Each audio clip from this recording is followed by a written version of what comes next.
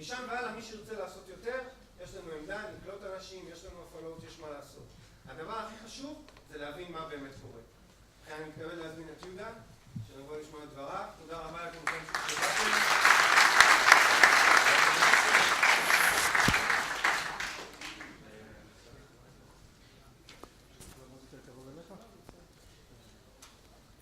קרוב. זה בשבילם או בשביל... זה במצלמה. אני לא יודע אם הרמקולים עובדים, אתם שומעים אותי? יופי, מצוין, כי בגילי הקול שלי כבר מתחיל להיסדק, והאפקטים הקוליים ששומעים במקרים כאלה הם מדהימים. אני לא רוצה שתחשפו להם. שמי יהודה כהנא, אני פרופסור באוניברסיטת תל אביב, אמריטוס כבר, אחרי 47 שנות הוראה באוניברסיטאות. אני עומד בראש מכון אקירוב לעסקים והסביבה, שהוא חלק של הפקולטה לניהול, שזה ביתי, בית ספר פורטר לעסקים וסביבה, הפקולטה למשפטים ובית ספר לכלכלה. אני מאוד מאוד שמח על ההזדמנות להיות כאן, והייתי רוצה בהתחלה לומר כמה דברי ברכה, אחרי כן לדבר כמה מילים לעצם העניין. הנושא הראשון שהייתי רוצה להגיד זה כמה דברי ברכה. לאירוע הזה יש כמה שותפים, הוא ניזום על ידי התנועה לשינוי מוניטרי, ושותפים לזה ארגונים כמו הכוורת, מרכז השל, הארגון של בית ספר פורטר, ואולי כמה מילים גם על הארגון הזה. בית ספר פורטר הוא בית ספר מאוד מאוד מיוחד בישראל, ובוודאי בתוך אוניברסיטת תל אביב. הוא בית ספר שהוא בינתחומי אמיתי, הוא מנוהל על ידי ועדה של נציגים מכל הפקולטאות של האוניברסיטה, אני למשל נציג הפקולטה לניהול, והוא ממש בינתחומי. הבית ספר הזה חגג לא מזמן 10 שנים להקמתו, מאז הוא עשה מהפכה. ראשית, הוא בנה עורר התעניינות של המון אנשי סגל באוניברסיטה. קרוב ל10% מאנשי הסגל באוניברסיטה כבר עובדים על נושאים שקשורים לנושאים סביבתיים מכל קצווי הקמפוס. יש כאן לפעמים צירופים שנראו לי לפני כמה שנים כבלתי אפשריים, אבל הם עובדים. זה בית ספר שיש בו הרבה תלמידי דוקטורט והרבה תלמידים לתואר שני, עושה עבודה נפלאה. אז דבר ראשון, ברכה גם אליו. אבל בואו ניגש יותר לעצם העניין. באופן אישי, אני מסתכל על העולם מזוויות ראייה מאוד מגוונות. מצד אחד מהזווית האקדמית, מצד שני יותר ספציפי כאיש של ניהול סיכונים, שזה תחום ההתעניינות שלי, מצד שלישי כיזם עסקי ויזם חברתי, ומצד נוסף כבעל משפחה ונכדים, ולאחרונה גם התברכתי בעוד תאומים נכדים לפני כמה ימים, אז זה בכלל טוב. תודה.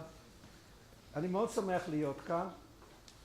רציתי לשאול שאלה מקדימה אחת עוד לפני שנכנסים לנושא עצמו, והיא כמה אנשים הגיעו לאירוע הזה, שמעו על האירוע הזה לראשונה בעקבות לונדון וקירשנבאום אתמול בערב. תודה, כי רצינו לבחון פשוט את יעילות מערכות ההפצה שלנו, אז תודה רבה. ולגשת לעניין. יודע שהאוניברסיטה תקנה את ערוץ 10. אני לא חושב שלמרות מצבו הכספי העגום, אני לא חושב שהאוניברסיטה היא במצב יותר טוב ממנו, לצערי. תראו, לפני כמה שנים הגעתי למסקנה, מתוך העניין דווקא בריסק מנג'מנט, בניהול סיכונים, במסגרת שיעור בניהול סיכונים, הגעתי למסקנה שהסיכונים המרכזיים שלנו הם man-made. אנחנו בעצמנו עושים חלק גדול מהסיכונים שאנחנו חווים, ונשאלה השאלה איך לטפל בהם. ומאז אני מקדיש הרבה מאוד זמן לנושא של טיפול בסיכונים האלה ובמטרה למתן אותם. רוב הסיכונים נובעים מההתייחסות שלנו לעולמנו. ובראש ובראשונה מהשיטה הכלכלית או מהשיטה הפילוסופית שמקיפה אותנו, והשאלה איך אפשר לשפר אותה.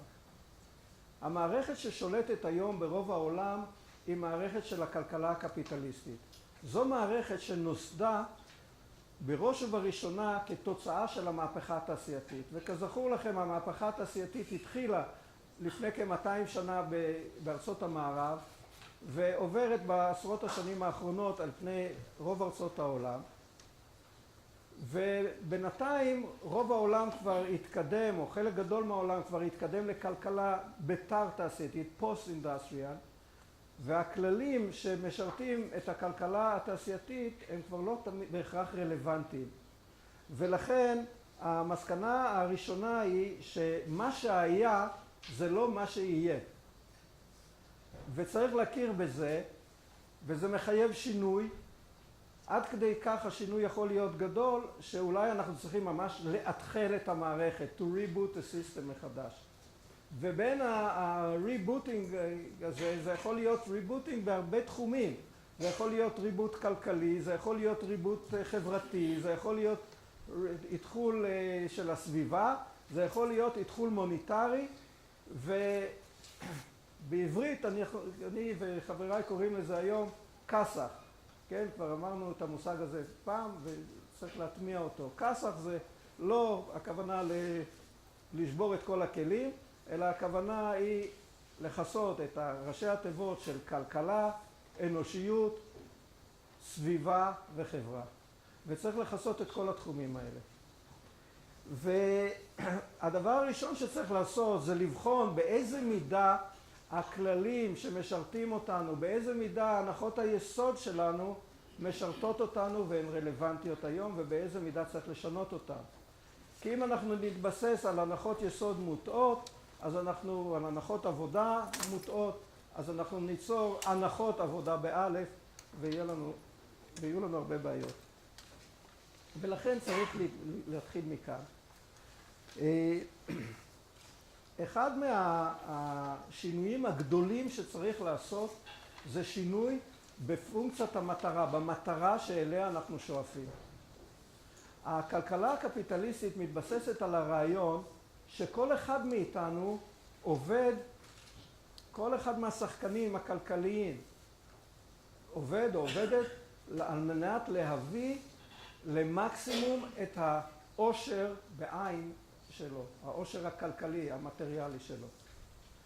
וזאת הנחת הבסיס, זאת המטרה של השיטה הקפיטליסטית. המטרה הזאת מיד מוצאת את ביטויה בתהליך אוטומטי של קביעת מערכות מחירים במשק, שהן יוצרות בעקבותיהן הקצאה אופטימלית של כל המשאבים במשק, ויוצרות בעקבות זה גם הקצאה מתאימה של כל המוצרים במשק.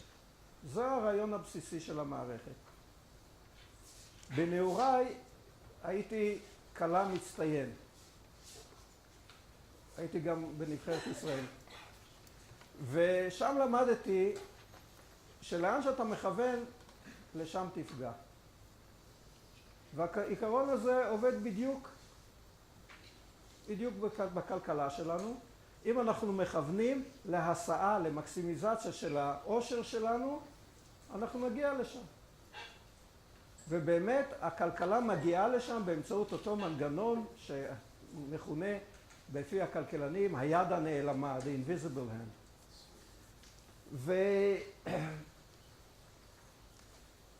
ובאמת הגענו לשם. אבל תוך כדי כך שהגענו לאופטימיזציה של הכלכלה ולמקסימיזציה של העושר בעין, הזנחנו הרבה תחומים. השמדנו את הסביבה שלנו. פגענו בפגיעה מאוד מאוד קשה. פגענו בחברה בצורה מאוד קשה. אנחנו פוגעים בהרבה דברים נוספים. בחינוך, בהרבה דברים. ולכן הדבר הראשון שלדעתי צריך לעשות בהתאמה של המערכת הקפיטליסטית לעולם החדש, היא לשנות את המטרה שלנו, את פונקציית המטרה, ולהפוך אותה לפונקציה יותר כללית של מקסימיזציה של ה-well-being, של הרווחה שלנו בגדול, שהיא כוללת הרבה אספקטים נוספים, שזה גם כולל את החינוך וצדק ומערכת משפט חכמה וספורט והסביבה, ולא רק הכלכלה. הכלכלה הוא אלמנט אחד בתוך המערכת הזאת. ואם אנחנו נשנה את הפונקציה הזאת, וזה לא פשוט לעשות את זה, אבל אפשר להגדיר את המדדים בצורה חדשה, והארצות שונות עושות את זה. למשל, ה-OECD כבר הנהיג המדדים של well-being, ופגשתי לפני לא מזמן שר בממשלת בוטן, מדינה קטנה, שהנהיגה את מדד ה-happiness, מדד האושר באלף, והיא נחשבת היום למדינה המאושרת באלף היותר בעולם. ואנשים מאושרים שם. ואני חושב שצריך לעשות את הדבר הזה. ובין הדברים האלה צריך לעשות גם איתחול של המערכת המוניטרית שלנו, שזה נושא הכינוס כאן. ההובי שלי מילדות הוא ארכיאולוגיה, אני מסיים, כן? ההובי שלי היה בתחום של איסוף מטבעות עתיקים, ואני מכיר את ההיסטוריה של המטבעות.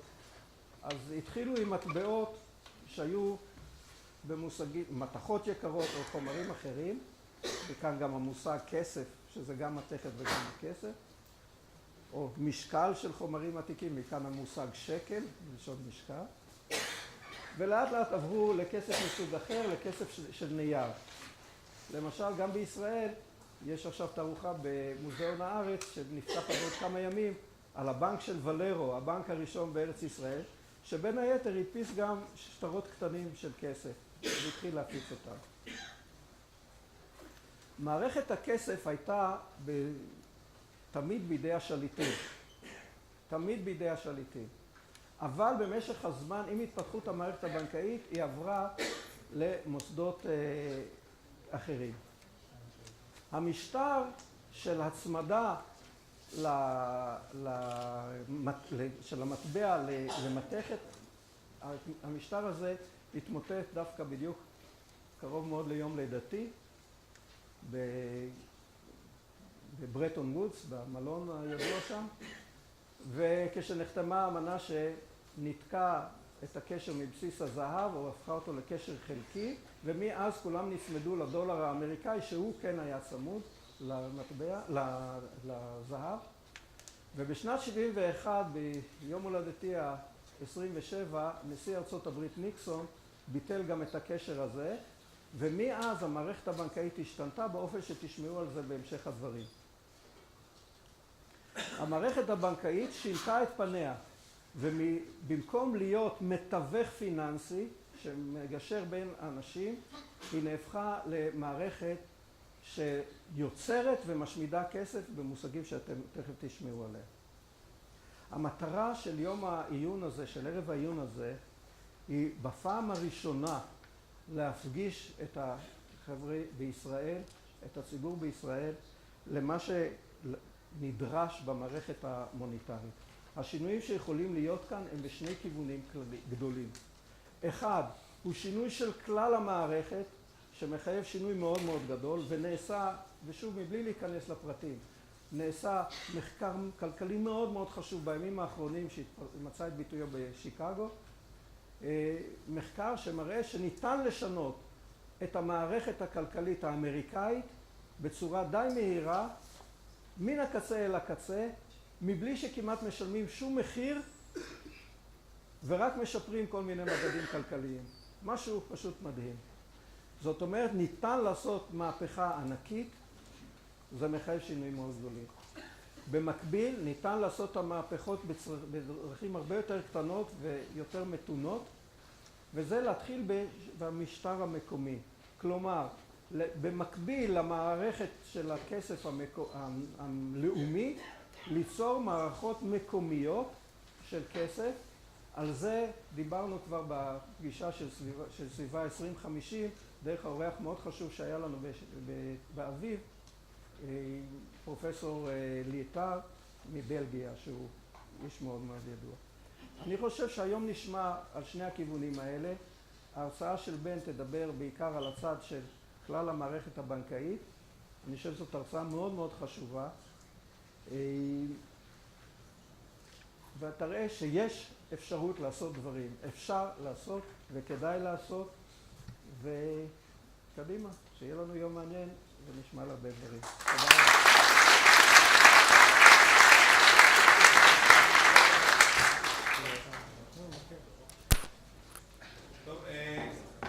תודה לפרופסור יהודה כהנא.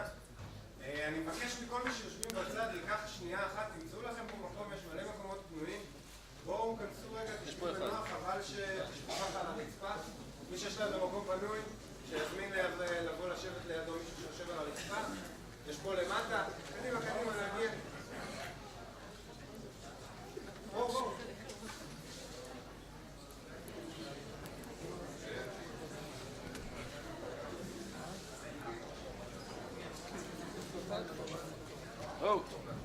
יש פה. טוב להם שם. זה כבר דיון שהוא אוניברסיטה.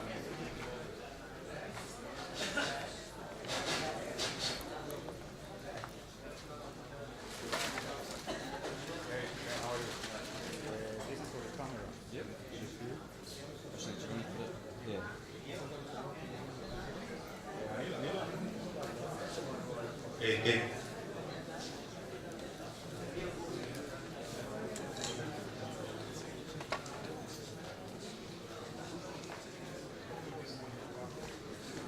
This is for the room.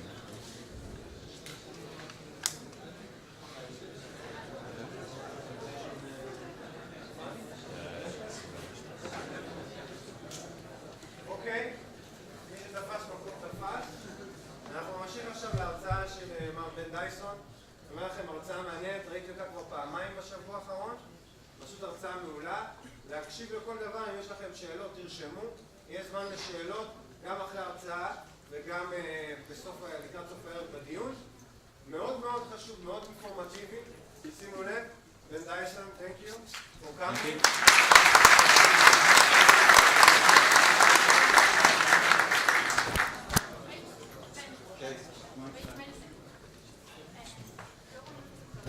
Okay. So I can't walk too much.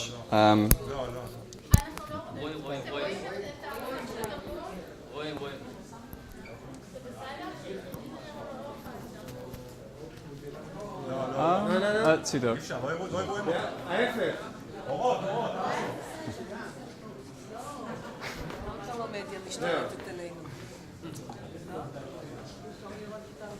Is that okay? Okay, thank you. Okay, can everybody see? So I'm going to talk about rebooting the monetary system now. And I'll try to speak a little bit slower than I usually do. If I get excited, I speak quite quickly. So if I'm speaking too quickly, just hold up your hand and I'll slow down. So I'll talk about where money actually comes from. Let's see. Okay. And this is a question that we don't ask ourselves very often. It's usually not something that we think about. And the answer is because whenever you look at any banknote that's in your pocket, see the words the Bank of Israel printed on the side. And it seems obvious that this is where the money comes from. It's the central bank of the country. It's the government that is responsible for creating the money that we use every day. But actually, this is not the complete story. Because the actual fact is that the Bank of Israel only creates a small percentage of all the money that exists in the economy. It's actually just 7% of all the money that exists. So the question is, where does the other 93% come from? And the answer is that the vast majority of money in the economy is created by banks. And it's the same banks that we all use every day and that we know. Now, when I tell people this for the first time, they don't usually believe me. So I want to show you some people in higher positions than myself who have said the same thing. This is the most senior person at the Bank of England, Mervyn King, who said that when banks extend loans to their customers, they create money by crediting their customers' accounts. So essentially, when you walk into a bank to take out a mortgage to buy a house that you can't afford. That money isn't coming from somebody else's savings or somebody else's account. It's actually new money that is created out of nothing when you take out the loan. And the new money is created when the bank actually just types a number into their computer system. That number is the number you see in your bank account. The most senior economist at the Financial Times, which is one of the biggest financial newspapers in the world, wrote that the essence of the contemporary monetary system is the creation of money out of nothing by private banks, often foolish lending. So this is the monetary system that we have today. The vast majority of all of all the money that exists is created by banks when they make loans.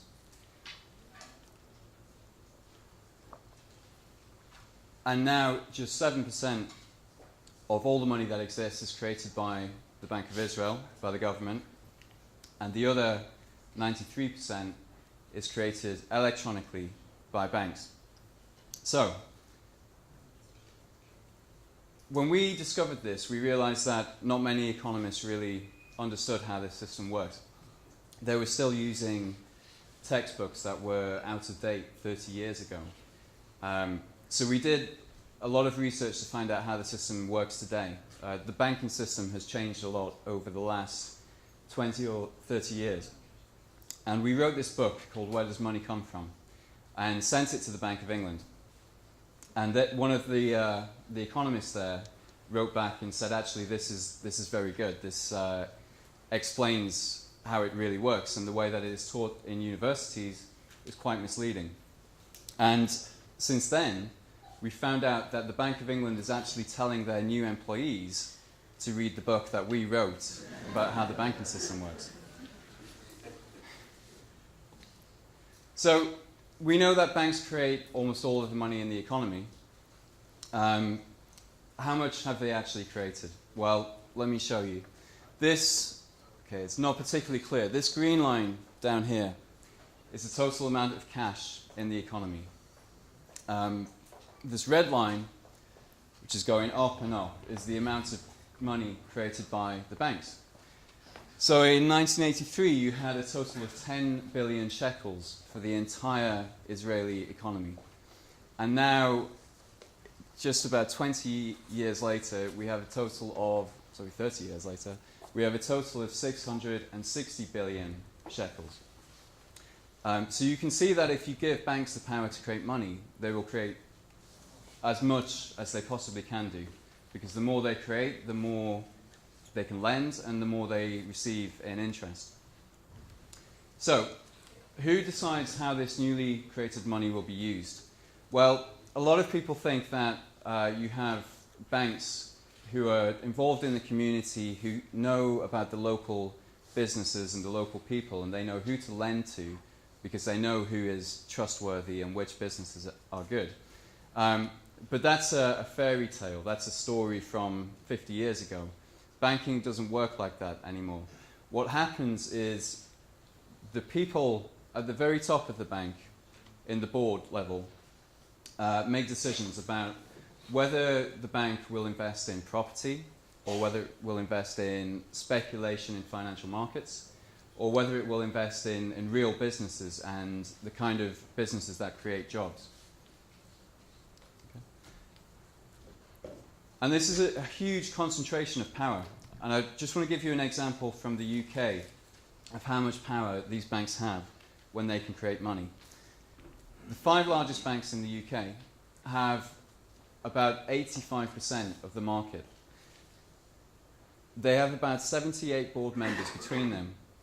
But if you've ever worked in a committee, you know that some of the people are the real decision makers and everybody else is just there to agree with them. So if we say that 20 people make the key decisions, these 5 banks made decisions over where a total of £2.9 trillion would go to in the economy over the space of 5 years before the financial crisis. In the same period of time, the government only spent £2.1 trillion. So the banks had actually more spending power and more power to shape the economy than the whole of the government combined. But whenever we talk about why the economy isn't working, we put the TV cameras at the politicians and at the government, whereas actually it is the banking sector that has the power. Okay, so then the key question is, where does this money actually go and how is it used? And in the 10 years before the financial crisis, the 10% of all the money that the banks created in the UK went into consumer finance. So this was credit cards and personal loans. 40% went into housing. So 40% of all the newly created money went straight into buying houses. And this is why house prices have gone up in the UK and in the US and in Israel, actually, more than most other countries. Now, when people talk about house prices, you probably hear them say, well, there's too many people and not enough houses, so we just need to build some more houses. This isn't actually the real situation. This graph here, this line in the middle is house prices over 20 years. And this green line down at the bottom is the total population of the UK. And it grew by 8% over 20 years. And this red line, which is just above it, is the number of houses, which grew by 16%. So the number of houses was growing faster than the number of people. So that doesn't explain why house prices went up. Can anybody guess what the top line is? This is it. It's mortgages. So the only thing that explains why house prices are so high now and why housing is so expensive in most countries in the world, but particularly in Israel and the UK and even China, actually, is that banks have this ability to create money, and they've created huge sums of money to put into the property market and into mortgages. 13% of the lending that the banks did went into non-financial businesses. So this is the real economy, the economy that actually creates jobs and employs people. And then 37% of all the money they created went into the financial markets and into the financial sector. So this is why house prices are expensive. This is why there's not enough jobs and it's difficult to grow a business in this economy. And this is why the stock market went like this over the last 10 years. Yeah. Okay, so just to summarize so far, new money is created by the banking system whenever anybody takes out a loan, a mortgage, or overdraft. And this is where money comes from in the current system. Okay. And this is the result. And we have the same situation in the UK. So I'm just going to talk a little bit about the consequences of having a system that works this way. And the first one is debt. If all the money is created by banks when they make loans, then the only way to get money into the economy is to borrow it from the banks. So we first have to go into debt to the banking sector. And then interest and repayments have to be paid on all that debt. And we looked at the figures in the UK. These are figures from the Bank of England. And it was a total of 108 billion to 217 billion pounds being paid from the public to the banks just in interest for their own mortgages and personal debts. It's about 6 shekels to a pound. So it's 1.2 trillion shekels that are being paid over to the banking sector every single year. And this is about 8% of the entire economy. It's 8% of the wealth that is created, which is transferred to the banking sector because of their privilege and their ability to create money. But it also changes the way the economy works, because if money is created by banks when they make loans, then if you want more money in the economy, you have to have more debt.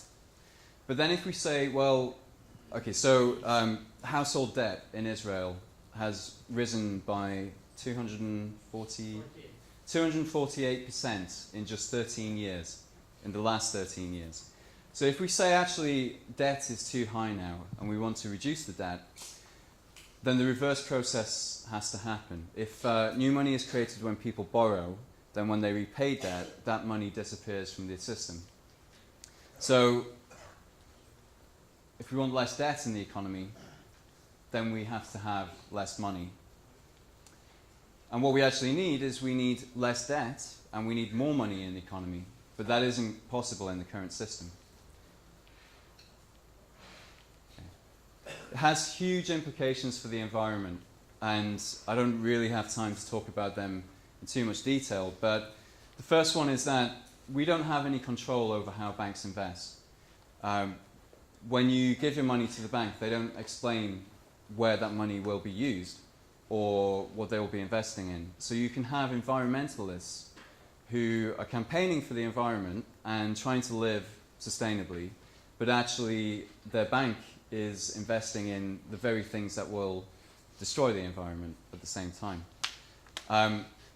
Also, whenever this financial system causes a recession, then all the environmental protection and the regulation and the agreements that have been developed over years, then governments say, well, we can't afford to do this right now. We can't afford to be concerned about the environment because we have a recession and we need to get the economy to improve.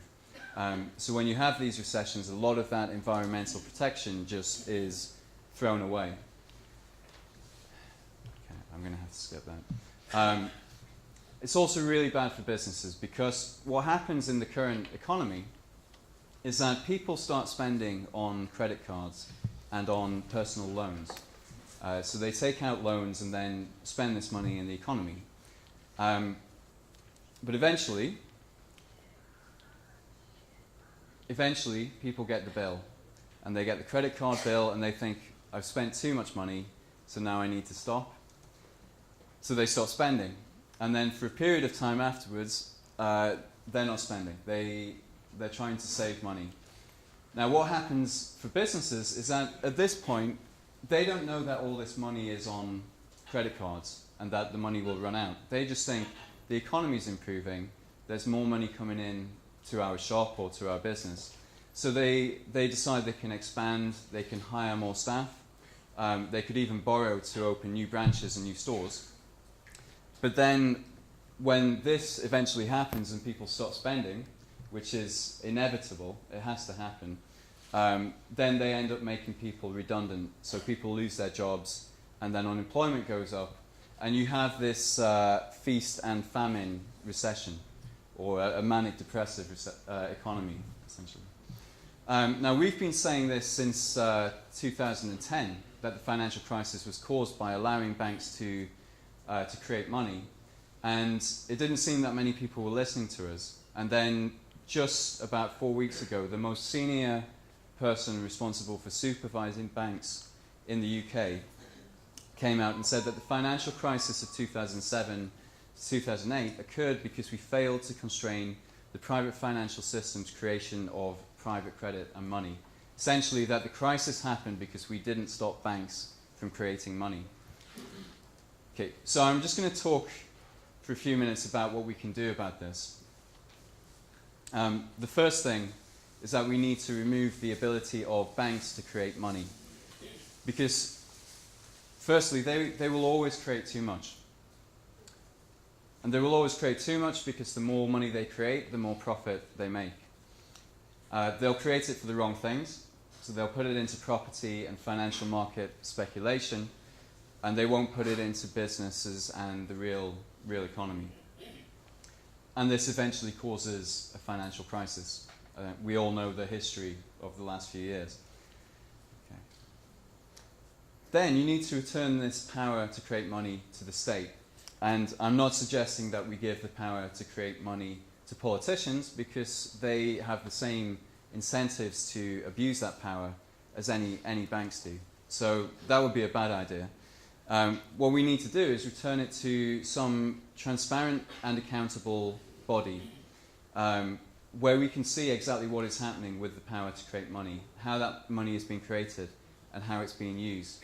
And then that money can be transferred over to the government, and instead of the banks putting it into pushing up house prices and gambling in financial markets, it can actually be used for something that is socially useful.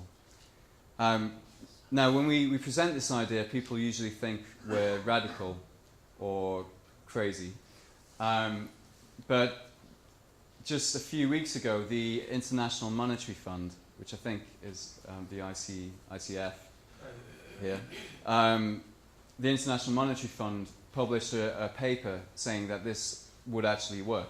This idea would work, and it would make the economy more stable, and it would also reduce debt. So we used to be radical, and now we're actually less radical than the International Monetary Fund, which is quite strange. But also this idea has been done in the past. In 1844, in the United Kingdom. Now what happened in the 1840s was that the money that people would use would be the metal coins created by the government. And people would put these coins into the bank. And the bank would give you a piece of paper to say how much money you put into the bank. And then, instead of actually keeping this piece of paper and going back to the bank to get the money, people used to spend the paper notes in shops and in the local village. And these pieces of paper started to circulate around the economy, and they started to be used as though they were money. You know, they were equivalent. And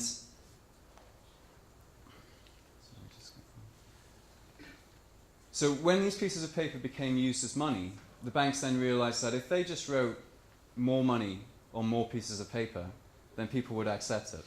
And they could make more loans without actually having the real money there. So this is the basis of modern banking, really. But they started to make more and more paper money, and this pushed up prices. It made the economy unstable, and eventually there was a financial crisis. So the Prime Minister in 1844 passed a law to say, okay, we cannot allow banks to create money because this is what will happen. And ever since that point, the profit from creating paper money has gone to the Treasury, and it's reduced how much tax people have to pay. So when you print a 100 shekel note, it only costs about 4 shekels to actually pay for the paper and the ink. And the profit then goes to the Treasury and to the government, and then can be used to fund public services and government spending. In the UK, this has been a significant amount of money. It was enough to pay the salaries of 120,000 nurses in the health system. So. But this law has never been updated since 1844. So what this means is that since then we've lost 2.1 trillion. Sorry, let me show you this. Yeah, so this is, I'm afraid you can't read this, but this is how much, this tiny amount here is how much profit the government has received on creating paper money throughout history, essentially. And this here is how much profit the government has lost from allowing the banks to create electronic money. So this profit and all this interest has gone to the banking sector. Have you ever wondered why it is the banks that have the biggest buildings anywhere in the city? No?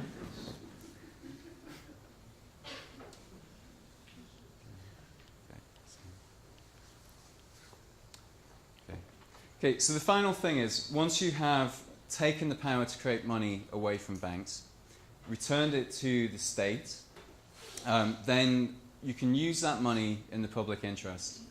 And there's a range of options here. We could actually just use the money for more government spending. So I'm sure everybody can think of some things that they would like: free university education, whatever it is. If you don't like the government and you want the government to be smaller, then you could say, well, we'll use the money to cut taxes. And this will probably depend on whether you have a left-wing or a right-wing government. They can make their own choice. You could also decentralize this spending so that each of the cities or each of the regions of the country have their own share of this money to spend locally. So it's not all just the central government. You could use this newly created money to pay down the national debt, or you could actually just give it to people. So you can divide it up between the number of people in the country and then just give everybody their share of the money.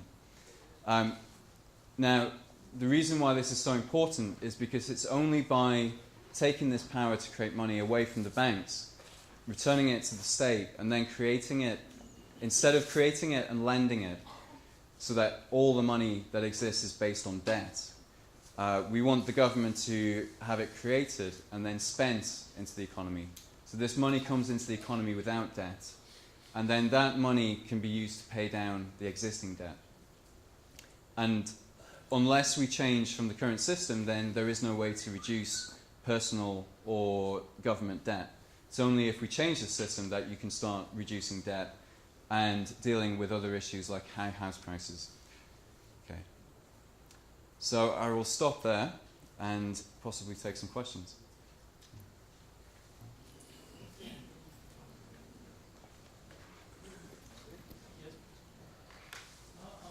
Clarification, I didn't exactly understood. The money that the government has lost, can you repeat that? How? Yeah.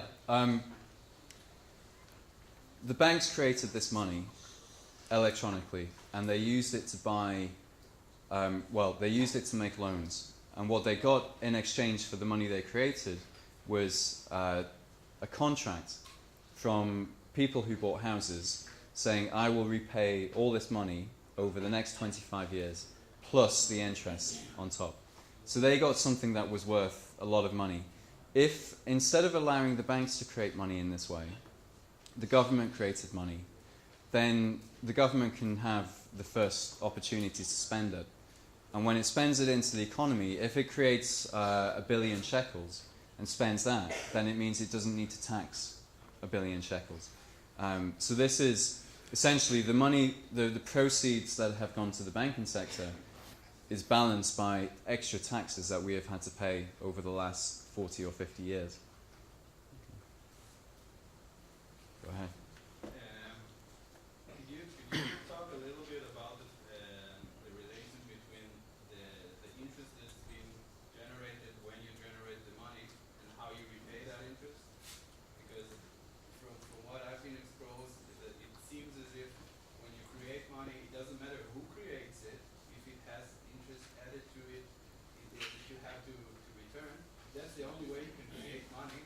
Then you're creating a situation in which the debt can never be repaid because it's not, there's this fraction of money that is never created in the first place. You only create the principal. So Yeah. Well, this is one of the problems when you have. Sorry. Yeah, sure. So the question is, if all the money is created as debt, and then you have interest on top of that debt, is it even possible to pay the debt because it's always growing? And the answer is, I don't think so. So how is moving the problem to some other body or whatever? Because you're not creating the money as debt. Yeah, but Yeah. how are you going to pay the debt that already exists if it's kind of invalid in the first place because there wasn't any way to repay it to begin with? Well, this new money will come into the economy not as extra debt, but as extra money. So it can be used to pay off the old debt.